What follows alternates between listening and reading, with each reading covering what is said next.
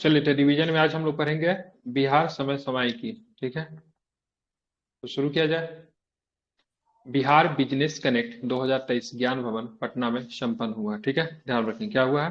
तो बिहार क्या हुआ सर, ध्यान रखेंगे। तो बिहार बिजनेस कनेक्ट 2023 ज्ञान भवन पटना में संपन्न हुआ है। क्या था? तो बिहार बिजनेस कनेक्ट 2023 2 दिवसीय वैश्विक निवेशक शिखर सम्मेलन 13 से लेकर 14 नवंबर को पटना में संपन्न हुआ। इसमें पूरे भारत और 15 अन्य देशों के 600 से अधिक निवेशक आए थे। ठीक है, कितने देश से निवेशक आए? तो ये इंपॉर्टेंट हो सकता है, 15 अन्य देश से निवेशक आए। ठीक है, कहाँ कहाँ से आए? तो अमेरिका, ताइवान, जापान और जर्मनी सहित 16 देशों के प्रतिनिधियों ने, ठीक है, ध्यान रखेंगे, शिखर सम्मेलन में पार्टिसिपेट किया, जिसका उद्देश्य राज्य को एक आकर्षक वैश्विक निवेश गंतव्य के रूप में, ठीक है, पेश करना था। बिहार में कुल 50,530.41 करोड़ रुपए के निवेश को लेकर, ठीक है, एमओयू पे हस्ताक्षर हुआ। सबसे अधिक 124 कंपनियों ने खाद्य प्रसंस्करण क्षेत्र में निवेश में रुचि जताई। ठीक है, सबसे अधिक कंपनियों ने किस क्षेत्र में रुचि जताई निवेश करने के लिए? तो खाद्य प्रसंस्करण। ठीक है, ध्यान में इसको रखना है। ठीक है, पूर्वी राज्य में पूर्वी राज्य में कपड़ा, चमड़ा, ठीक है, खाद्य व प्रसंस्करण और सामान्य विनिर्माण क्षेत्रों में, ठीक है, 26,429 करोड़ रुपए के प्रस्तावित निवेश के लिए बिहार सरकार ने 38 कंपनियों के बीच में समझौता ज्ञापन पे हस्ताक्षर किया। ठीक है, ध्यान रखेंगे। ठीक है, पूर्वी राज्यों में कपड़ा, चमड़ा, खाद्य प्रसंस्करण और सामान्य विनिर्माण क्षेत्रों में 26,429 करोड़ रुपए में प्रस्तावित निवेश के लिए बिहार सरकार ने 38 कंपनियों के बीच मतलब क्या किया? समझौता ज्ञापन पर हस्ताक्षर किया। ठीक है, आप इसे ध्यान में रखेंगे। प्रमुख निवेश प्रतियोगिताओं में Indian oil company corporation limited द्वारा, ठीक है, 7,386.15 करोड़ रुपए का इन्वेस्ट किया गया। ठीक है, तो आईओसीएल ने कितना इन्वेस्ट किया?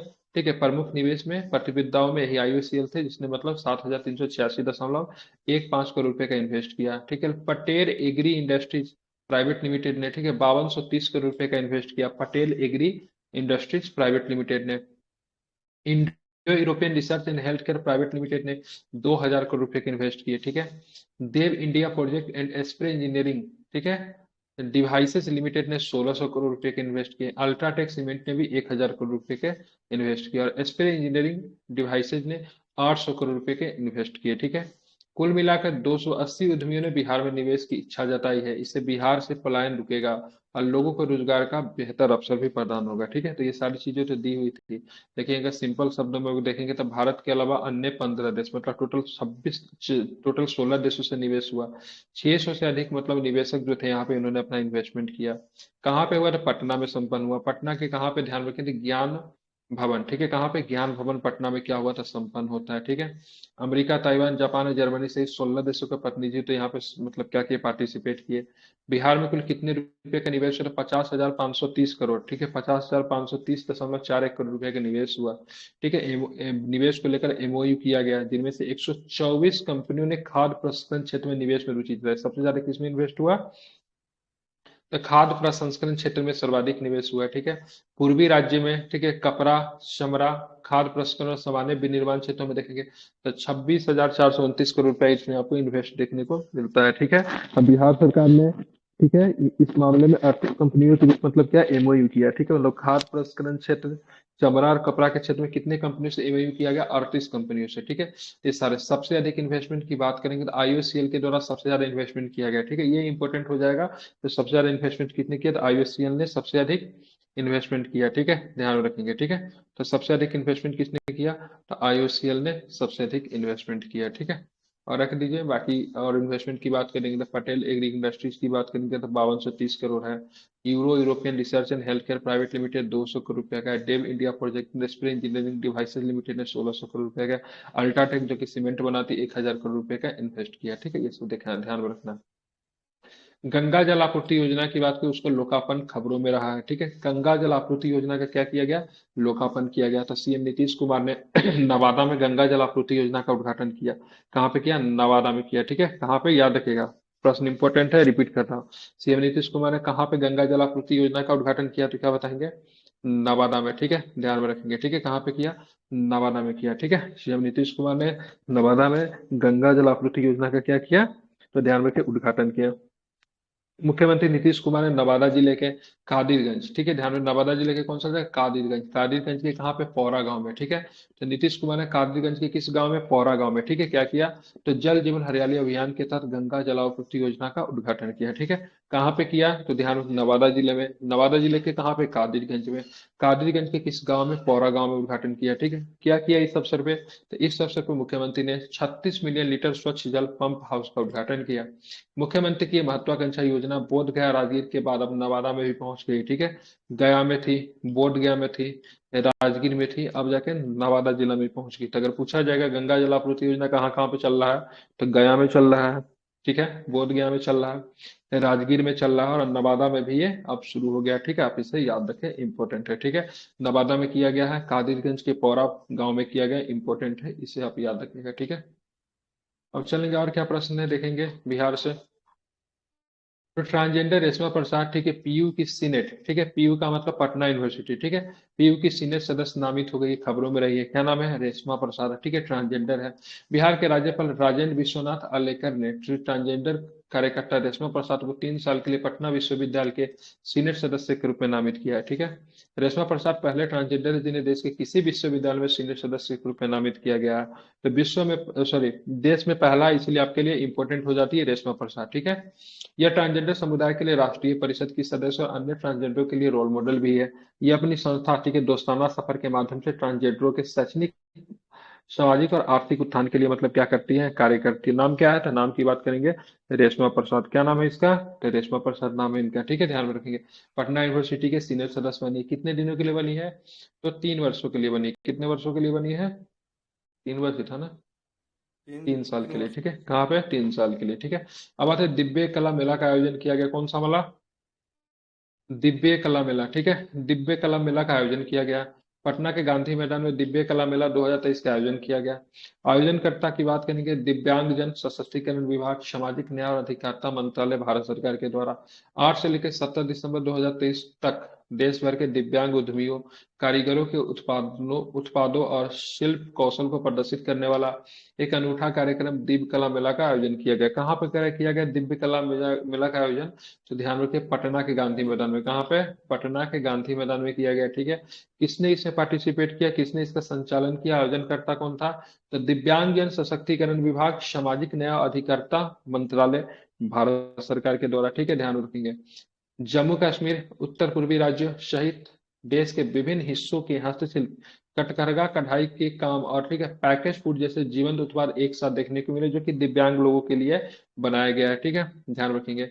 यह पीडब्ल्यूडी दिव्यांगजनों के आर्थिक सशक्तिकरण की दिशा में, ठीक है, डीईपीडब्ल्यूडी की एक मतलब अनूठी अनूठी पहल है। दिव्य कला मेला दिव्यांगों के उत्पादों को कौशल के विपणन के प्रदर्शन के लिए एक बड़ा मंच प्रस्तुत करता है। दिव्य कला मेला 2022 में शुरू होने वाली श्रृंखला का 11वां मेला है, ठीक है। कितने नंबर का मेला था जो पटना में लगा, 11वां मेला था। दिव्य कला मेला में होता क्या, दिव्यांग जन अपने हाथों से जो सामान जो बनाते हैं उसको मतलब क्या करते हैं, एक राष्ट्रीय मंच क्या करता, उपलब्ध करवाता है, ठीक है, ध्यान में रखेंगे। तो देश के विभिन्न हिस्सों से मतलब बहुत सारे मतलब दिव्यांग लोग जो थे इस मेला में मतलब क्या किए थे, पार्टिसिपेट किए थे, ठीक है। किस मंत्रालय के द्वारा, तो ध्यान में रखेंगे मंत्रालय का नाम क्या है, सामाजिक न्याय और अधिकारिता मंत्रालय, भारत सरकार, ठीक है। उसका कौन सा विभाग, तो दिव्यांगजन सशक्तिकरण विभाग, ठीक है, ये आप याद रखिएगा, ठीक है। कितने नंबर का था पटना में जो लगा, ये 11वें नंबर का था, कितने नंबर का, 11वें नंबर का।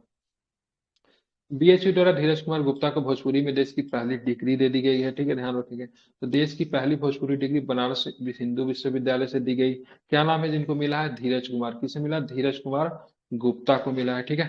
काशी हिंदू विश्वविद्यालय के मुख्य दीक्षांत समारोह में दूसरे दिन कला संख्याएं में देश की पहली भोजपुरी डिग्री दी गई। पूरा शोध पत्र मतलब किसमें लिखा गया है, तो पूरा का पूरा शोध पत्र की बात करेंगे, भोजपुरी में लिखा गया है, ठीक है, ध्यान में रखेंगे। चलिए, शोधार्थी धीरज कुमार गुप्ता ने शोध प्रस्तुत करने के लिए बनारसी भोजपुरी भाषा का प्रयोग किया था। किस भाषा में लिखा था, तो भोजपुरी भाषा का भी किन से प्रारूप में, बनारसी, ठीक है, ध्यान में रखेंगे, बनारसी प्रारूप में भी लिखा था। अब यहाँ पे जान लेते हैं भोजपुरी भाषा के बारे में, हम लोग थोड़ा सा पढ़ लेते हैं, इंपॉर्टेंट है। तो देखेंगे भोजपुरी भाषा की बात करेंगे तो भोजपुरी एक इंडो आर्यन भाषा है, जो भारत के भोजपुर पूर्वांचल क्षेत्र और नेपाल के तराई क्षेत्र में मूल की उत्पन्न भाषा है। कहाँ से भाषा बोली जाती है, ध्यान रखिए, भारत के भारत के बिहार के भोजपुर, ठीक है, भारत के भोजपुर पूर्वांचल क्षेत्र, ठीक है, और नेपाल की तराई क्षेत्र की उत्पन्न मूल भाषा है, ठीक है। यह मुख्य रूप से पूर्वी उत्तर प्रदेश, पश्चिमी बिहार और, ठीक है, उत्तर पश्चिमी झारखंड में बोली जाती है। भोजपुरी भाषा को भारत के संविधान की 8वीं अनुसूची में शामिल करना इस भाषा को बोलने वाले लोगों की सबसे पुरानी मांगों में से एक रही। मतलब भोजपुरी भाषा आपके संविधान की 8वीं अनुसूची में शामिल नहीं है। बिहार से एक भाषा को शामिल किया गया, वो मैथिली भाषा है, ठीक है, ध्यान में रखेंगे। वर्तमान में संविधान में 8वीं अनुसूची में 22 भाषाएं शामिल है, लेकिन मूल रूप से संविधान में कितनी भाषाएं थी? 14 भाषाओं को ही शामिल की गई थी, ठीक है। 1967 में सबसे पहले, ठीक है, सिंधी को, ठीक है, 21वीं संशोधन के द्वारा जोड़ी गई, क्योंकि सिंधी देश की 15वीं भाषा बनी थी, मतलब 8वीं अनुसूची की 15वीं भाषा बनी थी, ये भी आप ध्यान में रखिएगा। इसके बाद 1992 में 71वें संविधान संशोधन के 3 भाषा को शामिल किया, जिसमें कोंकणी, मणिपुरी, नेपाली थी। फिर 92 संविधान संशोधन के द्वारा, ठीक है, बोडो, डोगरी, मैथिली और संथाली भाषाओं को जोड़ा गया। इस तरह से संविधान में आप देखोगे तो 8वीं अनुसूची में, ठीक है, कितने भाषा हो गए? तो टोटल के टोटल 22 भाषाएं हो गई, जो कि मूल रूप से संविधान के बात करेंगे तो 8 भाषाएं थी, ठीक है। आप देखेंगे लोक नायक भिखारी ठाकुर की जयंती मनाई गई, कि लोक गायक, नायक नहीं, लोक गायक, ठीक है। जयंती पर याद की गए लोक गायक भिखारी ठाकुर, ठीक है, ध्यान रखेंगे, ठीक है। चलिए इनके बारे में थोड़ा जान लेते हैं, भिखारी ठाकुर के बारे में। तो उनका जन्म 18 दिसंबर 1887 को छपरा के कुतुबपुर या फिर कुतुबपुर दियारा गांव में, ठीक है, नाई के परिवार में हुआ था। भिखारी ठाकुर को उनके नाटक के लिए काफी सराहना मिली है, जो समाज की हकीकत को उजागर करता है। लोग उन्हें भोजपुरी के राय बहादुर और शेक्सपियर जैसी उपाधि से बुलाते थे, ठीक है। भोजपुरी के राय बहादुर या फिर भोजपुरी के शेक्सपियर के नाम से किन्हें जाना जाता था? तो ध्यान में रखना है आपको, किनको? तो शेक्स क्या नाम है इनका? भिखारी ठाकुर जी को जानते हैं। इनको ये प्रश्न पूछा जाता है, इनको भोजपुरी का शेक्सपियर की उपाधि किसने दी? तो राहुल संकृत्यान ने दिया था। किसने दिया था? राहुल संकृत्यान ने दिया था, ध्यान रखेंगे। उनकी मृत्यु की बात करेंगे तो उनकी मृत्यु 1971 में हो जाती है, 10 जुलाई को। भिखारी नामा भिखारी ठाकुर के जीवन पर लिखा गया एक संगीतमय नाटक है। कैसा नाटक है? संगीतमय नाटक है, जो कि इनके जीवन पे लिखा गया है। नाच भिखारी नाच, लौंडा नाच पर 72 मिनट की लंबी एक डॉक्यूमेंट्री फिल्म का नाम उनके नाम पे रखा गया, ठीक है, कि नाच भिखारी नाच या फिर लौंडा नाच पर 72 मिनट की एक लंबी डॉक्यूमेंट्री फिल्म जो उनके नाम पे रखा गया है। लेखक संजीव द्वारा लिखित हिंदी उपन्यास सूत्रधार द नरेटर ठाकुर के जीवन पर आधारित है, ठीक है। तो हिंदी हिंदी उपन्यास की बात करेंगे सूत्रधार, जो कि लेखक संजीव के द्वारा लिखित है, जिसको अंग्रेजी में द नरेटर कहते हैं, जो कि इनके जीवन पर आधारित है, ठीक है। फिल्म की बात करें, कुछ फिल्म भी है, जैसे विदेशिया की बात करेंगे, ठीक है, फिल्म है। किताब की बात करें, गंगा स्नान, सब इन्हीं की कृति है, ठीक है, विदेशी और गंगा स्नान, ठीक है। इनकी तो भिखारी ठाकुर का, ठीक है, ध्यान में रखना है। भिखारी ठाकुर को शेक्सपियर की उपाधि किसने दी थी? राहुल किसने? राहुल राय संकेतन ने। बहादुर किसने दिया था? राहुल संकृत हाँ, राहुल राय संकेतन बहादुर इन द राइट आंसर, ठीक है। राहुल हाँ, इनको संकृत राय बहादुर, भोजपुरी के राय बहादुर, फिर शेक्सपियर के नाम से भी जाना जाता है। सोन नदी में अवैध रेत खनन के खिलाफ मतलब कार्रवाई की गई, जो कि खबरों में थी, ठीक है। बिहार पुलिस ने सोन नदी पर अवैध रेत खनन के खिलाफ बड़ी कार्रवाई करते हुए 20 रेत तस्करों को गिरफ्तार किया और रेत से भरी 40 नाव जब्त की, ठीक है। दुनिया में पानी के बाद रेत दूसरा सबसे अधिक दोहन किया जाने वाला प्राकृतिक संसाधन है। रेत को खान और खनिज विकास और विनिमय अधिनियम 1957 के तहत एक लघु खनिज के रूप में वर्गीकृत किया गया, ठीक है। आपका रेत क्या है? खनिज नहीं। कैसा खनिज है? लघु खनिज है। कैसा खनिज है? लघु खनिज है, ठीक है। खान मंत्रालय ने रेत खनन फ्रेमवर्क 2018 तैयार किया है, ठीक है। यह यमुना नदी का और गंगा में सबसे बड़ी दक्षिणी सहायक नदियों में से एक है, सोन नदी, ठीक है। सोन नदी की बात करेंगे, यमुना नदी के बाद गंगा की सबसे बड़ी दक्षिणी सहायक नदियों में से एक है। इसका उद्गम की बात करेंगे तो छत्तीसगढ़ के बिलासपुर जिले में, ठीक है, मैकाल श्रेणी में, ठीक है, अमरकंटक की पहाड़ियों से होता है। कहाँ से होता है? अमरकंटक की पहाड़ी से आपकी सोन निकलती है, ठीक है। यह नदी कैमूर रेंज से होकर बहती है और 487 मील मतलब 784 किलोमीटर की यात्रा के बाद बिहार में पटना के पास मतलब क्या करती है? गंगा में मिल जाती है, ठीक है। ये छत्तीसगढ़, मध्य प्रदेश, उत्तर प्रदेश, बिहार, झारखंड राज्यों से होकर बहती है। कहाँ कहाँ राज्यों से? 5 राज्यों से होकर बहती है। छत्तीसगढ़, मध्य मध्य प्रदेश प्रदेश, उत्तर उत्तर प्रदेश, प्रदेश बिहार बिहार और झारखंड से होकर बहती है, ठीक है। नदी प्रणाली का कुल जल ग्रहण क्षेत्र की बात करें 70,055 वर्ग किलोमीटर है। अब सोन की प्रमुख सहायक नदियां देखेंगे तो सोन की मुख्य सहायक नदियां रिहंद नदी और कोयल नदी। कौन सी है? रिहंद नदी और कोयल नदी, ठीक है। रिहंद आई थिंक यूपी में बहती है और कोयल की बात करें झारखंड में बहती है, ठीक है। अन्य सहायक नदी में गोपना नदी और कन्हार नदी भी इसी की सहायक नदी है। औरंगाबाद, अरवल, जहानाबाद, पटना समेत शाहाबाद के 4 जिले सोन नहर प्रणाली के अंतर्गत सिंचित होते हैं, ठीक है। तो औरंगाबाद, अरवल, जहानाबाद पटना समेत शाहाबाद के 4 जिला जो है वो सोन नहर प्रणाली के नहर से सिंचित होता है। ठीक है, डेहरी ऑन सोन, ठीक है, डेहरी सोन नदी के किनारे स्थित प्रमुख क्या है, शहर भी है। ठीक है, ध्यान रखेंगे। आप चलेंगे यहाँ पे क्या है, तो बिहार पुलिस मिशन इन्वेस्टिगेशन, ठीक है, @75 लॉन्च करेगी, चर्चा में था। तो बिहार पुलिस ने 1 जनवरी 2024 को एक नई पहल लॉन्च करने जा रही है, इसका नाम क्या है, मिशन इन्वेस्टिगेशन। ठीक है, इन्वेस्टिगेशन, ठीक है, @75 days, ठीक है। मिशन इन्वेस्टिगेशन @75 की जांचकर्ताओं के लिए एफआईआर पंजीकरण के 75 दिनों के भीतर मामलों की जांच पूरी करना अनिवार्य बनाता है। ठीक है, ध्यान में रखेंगे। बिहार सरकार द्वारा राज्य पुलिस को अधिक जन अनुकूल और जवाबदेह बनाने के लिए 1 जनवरी 2024 से कई उपाय करने की तैयारी की गई है। ठीक है, 1 जनवरी से सभी पुलिस स्टेशनों और जिला पुलिस के प्रदर्शन की मासिक आधार की समीक्षा भी की जाएगी। ठीक है, मतलब 75 दिन के अंदर में, एफआईआर होने के 75 दिन के अंदर में सारे मामले की समीक्षा वगैरह कर लेना है। ठीक है, इसलिए मिशन इन्वेस्टिगेशन @75 लॉन्च किया गया। ठीक है, नीति आयोग का इंस्पिरेशनल ब्लॉक प्रोग्राम, ठीक है, पहली डेल्टा रैंकिंग जारी हो गई है। ठीक है, तो बिहार के सिवान जिले के इंपॉर्टेंट है, ठीक है, बिहार के सिवान जिले का अंतर ब्लॉक पूर्वी क्षेत्र जोन 6 में, ठीक है, शीर्ष स्थान हासिल किया, जबकि जमुई आकांक्षी जिला कार्यक्रम के तहत देश का दूसरा सबसे अच्छा जिला बन गया। ठीक है, पढ़िएगा डाटा क्या इंपॉर्टेंट है। तो बिहार के सिवान जिले का अंदर ब्लॉक पूर्वी क्षेत्र जोन 6 में शीर्ष स्थान हासिल किया है। ठीक है, तो बिहार के सिवान जिले का अंदर ब्लॉक, कौन सा नाम है, ब्लॉक का नाम क्या है, अंदर ब्लॉक। ठीक है, और जबकि जमुई आकांक्षित जिला, ठीक है, जमुई की बात करेंगे, आकांक्षी जिला कार्यक्रम का देश का दूसरा सबसे स्वच्छ जिला दूसरा सबसे अच्छा जिला बन गया। कौन सा जिला, जमुई। अब देखें, बिहार के पिछड़े क्षेत्रों को योजनाओं को प्रभावी कार्यान्वयन के साथ एबीपी में शामिल, ठीक है, 61 ब्लॉक व 13 जिलों के बीच में उत्कृष्ट प्रदर्शन किया गया। ठीक है, प्रतिस्पर्धी रैंकिंग 500 ब्लॉकों में ये भौगोलिक क्षेत्रों में विभाजित करती है और प्रत्येक क्षेत्र में 2 ब्लॉकों को शीर्ष स्थान प्रदान करती है। ठीक है, ब्लॉकों को भौगोलिक क्षेत्र की दृष्टि से 6 जोन में विभाजित किया गया था, ध्यान में रखेंगे, और प्रत्येक जोन में से 2 ब्लॉकों को रैंकिंग दी गई। पूर्वी क्षेत्र में सिवान के अंदर और झारखंड के दुमका के रामगढ़ ने अच्छी रैंकिंग हासिल की। ठीक है, ध्यान रखेंगे, पूर्वी क्षेत्र में किसने रैंकिंग हासिल की अच्छी, ठीक है, तो ध्यान में, सिवान का कौन सा ब्लॉक, आंदर ब्लॉक, कौन सा ब्लॉक, आंदर आंदर ब्लॉक। टोटल आंदर 6 कैटेगरी में बांटा गया था। ठीक है, टोटल कितने जी कैटेगरी में, 6 कैटेगरी में। ठीक है, 6 है ना, क्या बोलते हो, कौन सा है, 6 परिषद है ना, क्या नाम है उसका, क्षेत्रीय परिषद। तो उसमें 76 नंबर पे आपका आता है पूर्वी वाला में 6 जोन में रखा गया था, इसमें से क्या बोलते, सिवान के अंदर झारखंड के दुमका के रामगढ़ ने अच्छी रैंकिंग हासिल की।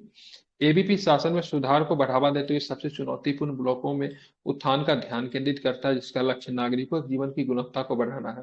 शीर्ष रैंकिंग वाले ब्लॉक में, ठीक है, 1.5 करोड़ रुपए का पुरस्कार मिलेगा, जबकि दूसरे रैंकिंग वाले ब्लॉक को 1 करोड़ रुपए का पुरस्कार मिलेगा। ठीक है, ये बड़ा इंपॉर्टेंट, किसके द्वारा शुरू किया गया, नीति आयोग। ठीक नीति है, आयोग। इंस्पिरेशनल ब्लॉक प्रोग्राम जिसको एबीपी बोलते हैं, क्या बोलते हैं, NITI Aayog inspirational block programme, इसको एबीपी बोलते हैं। तो बताइए कौन सा ब्लॉक ने प्रथम स्थान और दूसरा स्थान हासिल किया। ठीक है, बिहार के सिवान जिले का ब्लॉक का नाम क्या था, आंध्र आंदर ब्लॉक। आंदर ब्लॉक। ठीक है, आंदर झारखंड का कौन सा था, झारखंड का दुमका का रामगढ़। ठीक दुमका। है, ध्यान में रखेंगे। ठीक है, जबकि आकांक्षित जिला कार्यक्रम देश का दूसरा सबसे अच्छा जिला कौन सा बन गया, आकांक्षित जिला कार्यक्रम में, जमुई। ओ, ठीक है, जमुई। ये एग्जाम में 70 बीपीएससी में आने का 50 to 60% के चांसेस है। ठीक है, सीधा सीधा जिला का नाम पूछा जाएगा। नीतीश कुमार वाला की बात करूंगा, ये जो हुआ है, ये वाला, ये 70 to 80% आने का चांस है। ठीक है, ध्यान में रखिएगा, कादिरगंज और पौरा याद कर लीजिए। लिख दिया हूं तो लिख दिया हूं, रिकॉर्डिंग में बोल रहा हूँ, प्रश्न आएंगे तो आएंगे 100%। ठीक है, इसलिए इस सबको इंपॉर्टेंट समझ के चलिए। ठीक है, चलिए, प्रति साल 20 से 25 क्वेश्चन हम लोग मतलब उसको क्या करते हैं, कैटेगराइज करते हैं बिहार से, उसमें से 3 4 2 3 आ ही जाते हैं। ठीक है, 25 30 बिहार से चुन के रखते हैं, शीर्ष आने की संभावना है, और आ ही जाते हैं। इस समय भी अंतिम में आपको बता दूंगा सर कौन कौन इंपॉर्टेंट है। 26वीं पूर्वी क्षेत्रीय परिषद की बैठक पटना में हुई है। ठीक है, पूर्वी क्षेत्रीय परिषद की बात करेंगे, बैठक पटना में हुई है। अब देखेंगे क्षेत्रीय परिषद। ठीक है, क्षेत्रीय परिषद के नीचे तो दिया ही होगा, लेकिन बता देता हूँ, उत्तर पूरब, पश्चिम दक्षिण, मध्य और उत्तर पूर्वी। ठीक है, ध्यान रखें, 6 क्षेत्रीय परिषद है। ठीक है, 10 दिसंबर 2023 को केंद्रीय गृह मंत्री अमित शाह की अध्यक्षता में, ठीक है, 26वीं पूर्वी क्षेत्रीय परिषद की बैठक हुई, ठीक है। कितने नंबर की थी? 26वें नंबर की थी। कहाँ पे? वो पटना में हुआ, ठीक है, कहाँ पे? वो पटना में हुआ। और उसकी अध्यक्षता कौन करते हैं? क्षेत्रीय परिषद की अध्यक्षता तो गृह मंत्री करते हैं, जैसा कि आप लोग जानते हैं, ठीक है। केंद्र सरकार के निर्देश में पटना में पूर्वी क्षेत्रीय परिषद की ये 5वीं बैठक है, ठीक है। पटना में कितने नंबर की बैठक हुई? 5वीं। टोटल 26 बैठक हुए, ठीक है। कितने बैठक हुए हैं? 26 बैठक। इस 26। पटना में कितने नंबर का हुआ ये? 5वीं नंबर 5। का है, ठीक है। कितने नंबर? 5वीं नंबर। कब तक, कब हुआ? 58 में हुआ, 63 में हुआ, 85 में हुआ, 2015 में हुआ। अब जाके कब हो रहा था? 2000 कब हो रहा है? ठीक है, 23 में हो रहा है। कब हो रहा है? 2023 में हो रहा है, ठीक है। तो कब कब हुआ? 58 में हुआ, 63 में हुआ, 85 में हुआ, 15 में हुआ, और कब हुआ? तो 23 में हुआ, ठीक है। ध्यान रखेंगे। तो 26वीं बैठक में से ध्यान रखेंगे कितनी नंबर की? 5वीं बैठक थी। नीतीश कुमार ने बैठक में भाग लिया और मेजबानी की। बैठक में बिहार, झारखंड, उड़ीसा और पश्चिम बंगाल के मंत्री और वरिष्ठ अधिकारी शामिल होते हैं, ठीक है। ध्यान रखेंगे। बैठक में मुख्यमंत्री ने कहा राज्य सरकार अपने संसाधनों का उपयोग कर जाति आधारित जनगणना कराई है और इसके आंकड़े जारी किए, जिसके अनुसार बिहार की कुल जनसंख्या 13 करोड़ है। 13 13 करोड़ लाख 7 लाख, गलती लिखा हुआ है, ठीक है, 25। सुधार ले। 13 करोड़ प्लस है, ठीक है। ठीक है, अब यहाँ पे क्षेत्रीय परिषद की बात करें। सारे क्षेत्रीय परिषद के नाम तो जाना। पूर्वी क्षेत्रीय परिषद मुख्यालय कहाँ पे हो जाएगा? कोलकाता, ठीक है, ध्यान रखिएगा, ठीक है। दक्षिणी क्षेत्रीय परिषद मुख्यालय कहाँ पे उसका? चेन्नई है, ठीक है। उत्तरी क्षेत्रीय परिषद की बात करेंगे, उसका मुख्यालय कहाँ है? दिल्ली हो जाएगा। मध्य क्षेत्रीय परिषद का मुख्यालय कहाँ पे आएगा? क्या बोलते हैं उसको? इलाहाबाद हो जाएगा। उत्तर पूर्वी क्षेत्रीय परिषद का मुख्यालय कहाँ पे हो जाएगा? शिलोंग है, सर नहीं, ठीक है। यही सब आपका क्या है? टोटल क्षेत्रीय परिषद है। इस सब का नाम याद रखेंगे, पूछा जाता है एग्जाम में। बिहार में 3 नए औद्योगिक क्षेत्र बनाए जाएंगे, ठीक है। कितने नए? 3 नए औद्योगिक क्षेत्र बनाए जाएंगे। बिहार सरकार राज्य में 3 नए औद्योगिक क्षेत्र बनाने की मतलब क्या की? घोषणा की, ठीक है, ध्यान में रखिएगा। प्रमुख बिंदु की बात, ये औद्योगिक क्षेत्र बिहार के गया, मुंगेर और नालंदा में बनेंगे। कहाँ पे बनेंगे? 3 नए औद्योगिक क्षेत्र बनने जा रहे हैं। कहाँ पे? गया में, मुंगेर में और नालंदा जिले में स्थापित किए जाएंगे।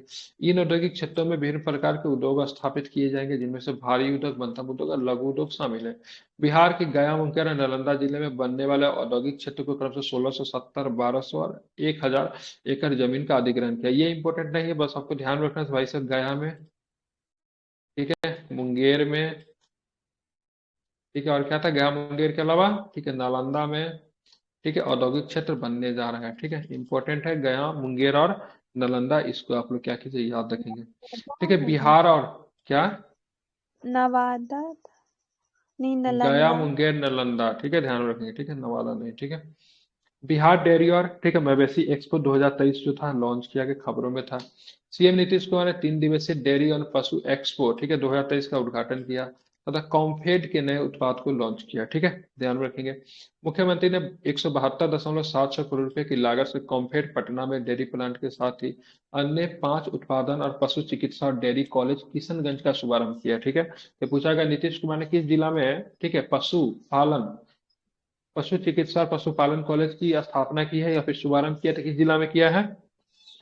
किशनगंज। किशनगंज में। कहाँ पे किया? ध्यान रखिए, किशनगंज में किया है, ठीक है। मुख्यमंत्री ने कॉम्फेड पटना के 5 नए उत्पाद, मिठाई, नमकीन, बिस्किट, ब्रेड और पीने का पानी को पेश किया, ठीक है। पीने के पानी का नाम क्या? सुधा सलील। क्या नाम है उसका? सुधा सलील, ठीक है।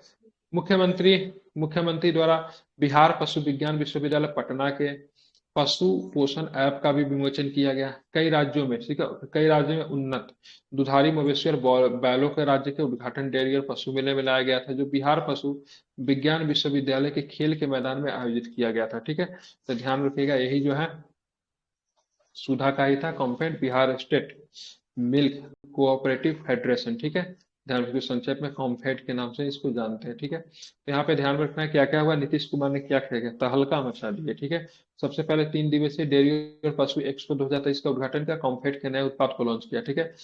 172.7 करोड़ रुपए की लागत से कॉम्फेड पटना डेयरी प्लांट के साथ ही अन्य 5 उत्पादन और पशु चिकित्सा और पशुपालन कॉलेज किशनगंज का भी शुभारंभ किया।